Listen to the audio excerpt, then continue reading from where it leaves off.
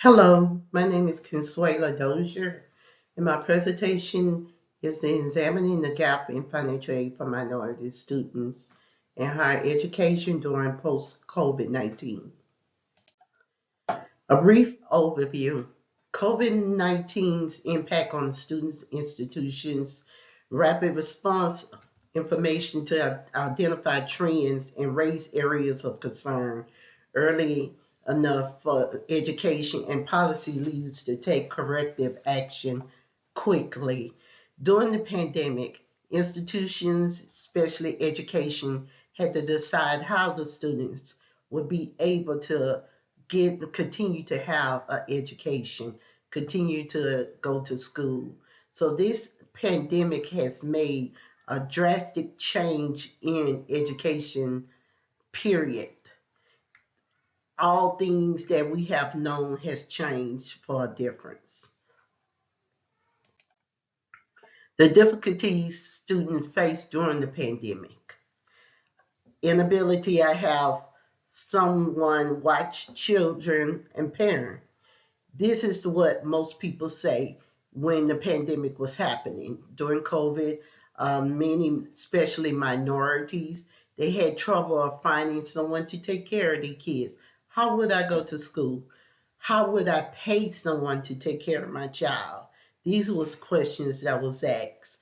Financial hardship, providing funding to assist with living expenses in school. Some people was let go from their job, so they had to still pay the bills. And plus they was going to school. These was challenges that mostly minorities was facing during the pandemic. Expectations of faculties.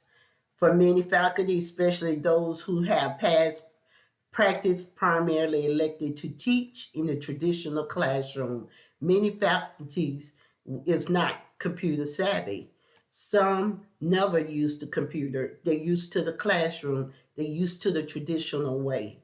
This caused the hardship for the faculty as well. So they had to learn new things as well. The decline in over a 2 year span between 2021 to 21-22, institutions declined by 16.4% of whites, 16.4% of blacks, and 15.6% of Native Americans. 163,100 whites and 54,800 blacks and 3,100 Native Americans.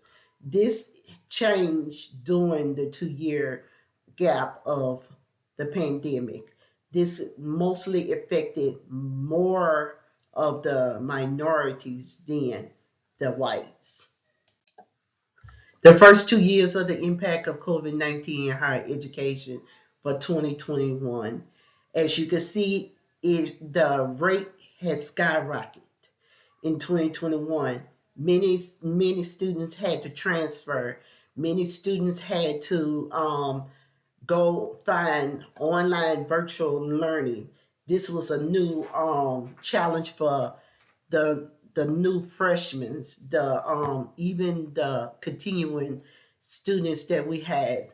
I know that at Southern University, more of our students was out of state. They went back home to local schools that was offering virtual classes so that they could be close home, but they could not learn at their school at Southern University. So most of them had to change and go to different institutions.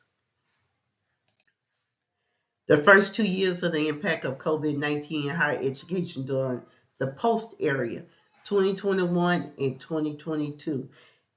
As you can see, the line has flattened because most people have gotten used to the virtual world.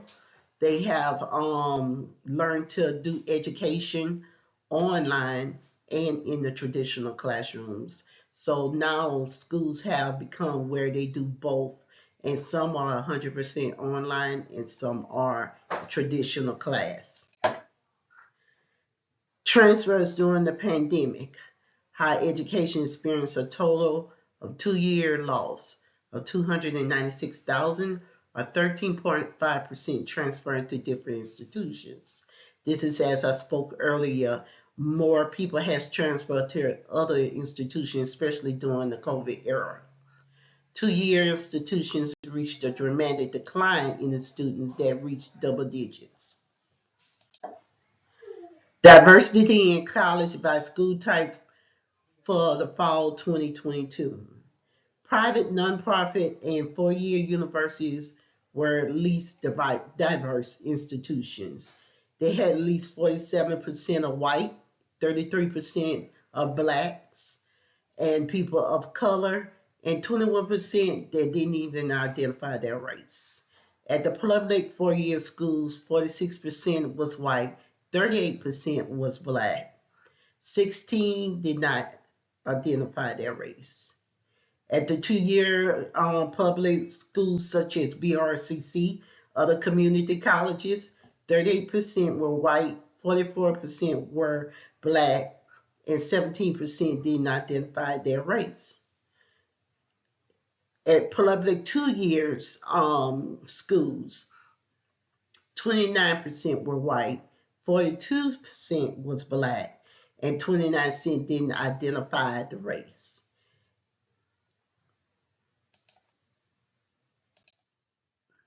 The diversity in colleges by school type for fall 22. As you can see by the chart provided, it shows a increase in how many whites in the public four-year schools and the lower number of blacks, Hispanics, Asians, and Native Americans. Whites remained at the top. It wasn't as diverse because not many minorities could afford to go to school. Some still are facing the financial hardship that COVID brought. Some are still struggling. Some are still without jobs and unemployed. So, which it makes it very hard for them to attend school. It makes it very hard because they cannot afford. School has raised, the economy has increased. So it's hard for some to pay. Some minorities can't even afford financial aid, are eligible for Title IV funding at all. So some has to seek other assistance and some just don't go. Summary: the COVID-19 situation has propelled students and faculty into a new realm of remote and distant learning through virtual classrooms. This is very true. More schools are now implementing virtual and traditional classrooms. They are preparing for any other disasters that may happen. This is a good thing because our schools need options, our students need options. So having a virtual classroom will help those that are not able to get to school and get an education, but it still doesn't help the minorities or the people of color that does not have the funding to afford to go to school. Although they, since the pandemic, they have implemented virtual classrooms, but also virtual has increased tremendously, and that still cause it hard for the people of color to afford school. During the post-evolving and the COVID-19 era, in the future as different interactive for communicating during the current crisis have proven useful. Yes, going virtual has proven useful. It has proven that you still can get an education in the comfort of your own home. But does it prove that you still can get an education virtually and afford it? That still remains to be seen because even though since COVID-19, everything has increased, as I stated earlier, the economy and also higher education, which is very costly for some.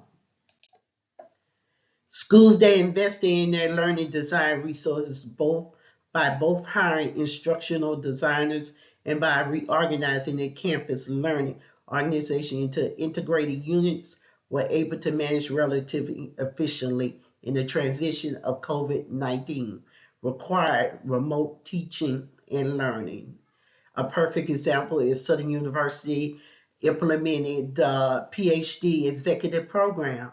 This is 100% online, and they out of once a month they meet on campus just for a weekend to study, but majority of the classes is online. But the classes are very expensive. This is very hard for those minorities and people that are in color. Without Title IV funding, it's very hard for them to take a enjoyment of this program, which will help many.